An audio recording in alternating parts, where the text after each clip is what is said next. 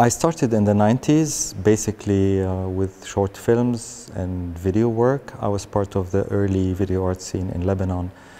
And I started doing documentary work, which helped me actually develop a documentary approach to situations, including social and political and urban situations. Towards the end of the 90s, I started a long-term research about photography in the region. Therefore, I implemented many of those documentary approaches while looking and researching photographs, looking at photographs and researching them in Egypt, Syria, Lebanon, Jordan, and Palestine. And gradually, I was becoming an artist, so my work was being shown in the art world.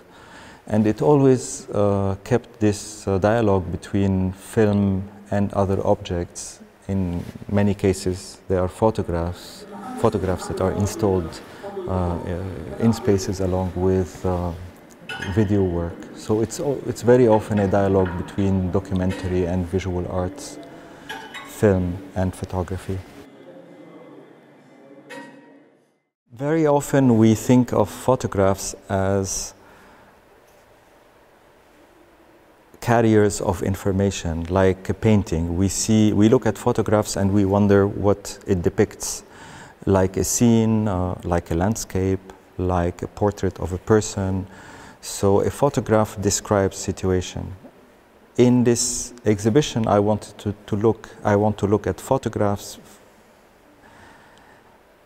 through, let's say, the microscope. Forget about the images that the images that are described on them, but think of the image as an object. Look at what traces are recorded on it, like scratches, like broken parts, like other types of distortions that could tell about the photograph's history. So it is a history that is totally independent from the history that is recorded in the pictures depicted onto them. It is a history that is told through scratches and through broken parts, which very often are informative, sometimes as informative as the scenes depicted in the pictures themselves.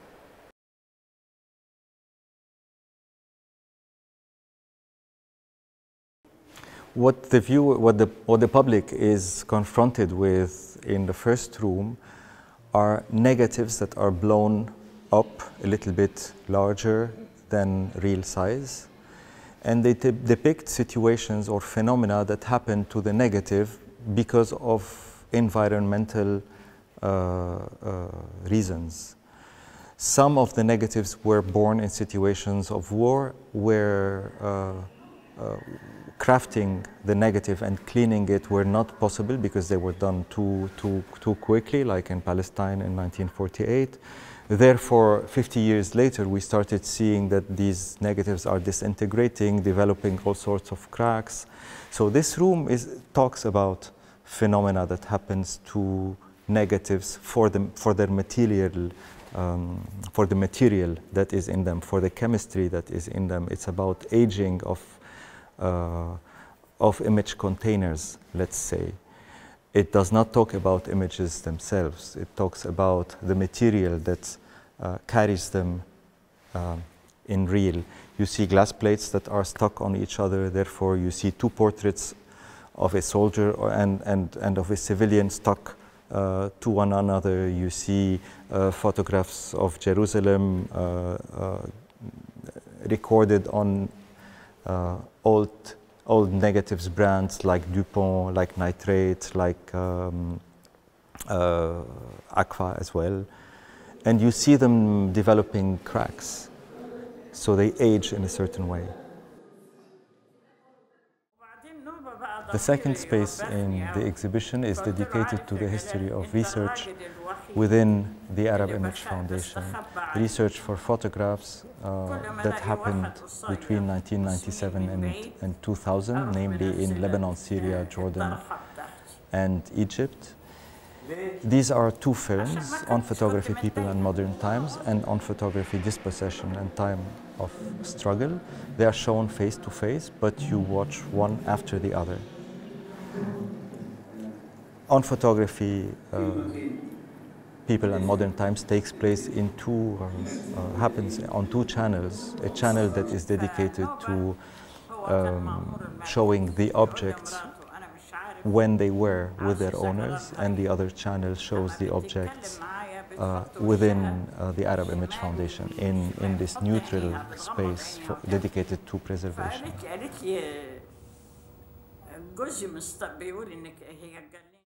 The third space in the exhibition uses all the phenomena that take place in archives as language to construct narratives with. You see images leaking on other images or contaminating other images. You see certain parts originating from certain images but transported and carried on other images. Imagine it's like the idea of collage, but let's call it contamination. You see images that leave a trace on empty folders, therefore testifying that images have been there but are not anymore there, not anymore present. So it's about, let's say, the ghostly presence of images.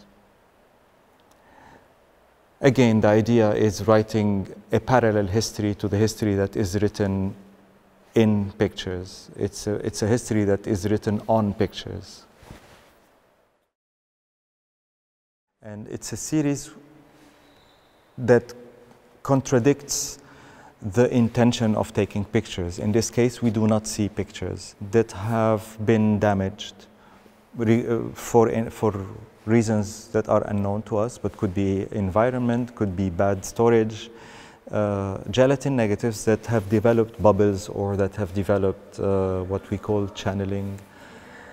And therefore, in this case, we used a scanner that is image blind, that does not show the image. It's a scanner that shows us only the relief, the texture on the negative itself. And from that relief, we produced a plate, an aluminum plate, and with every different color, with every different medium, you see exactly the same pattern. And here we're showing you something else that is texture, that is more abstract, and that happened due to an accident. It was not an intentional depiction of a formal presentation. Everybody in the world have photographs. We all tend to preserve a certain history through photographs that depict us and our parents and our families.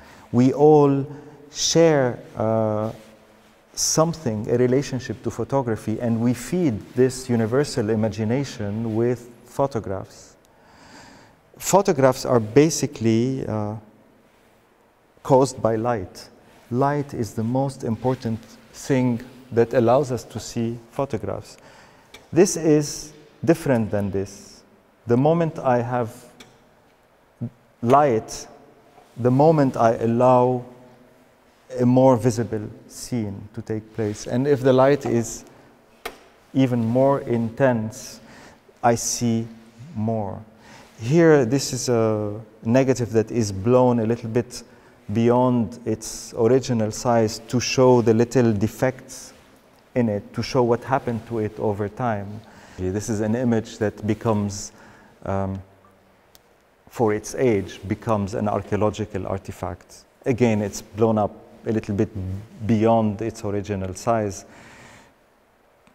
because it wants to make an impact. But one day, all the images of this world become like this one. All our cell phones will be, or the chips or the SIM cards will be archaeology one day, and we will only excavate through them to be able to see the pictures that are recorded on them. So, archaeology for the future.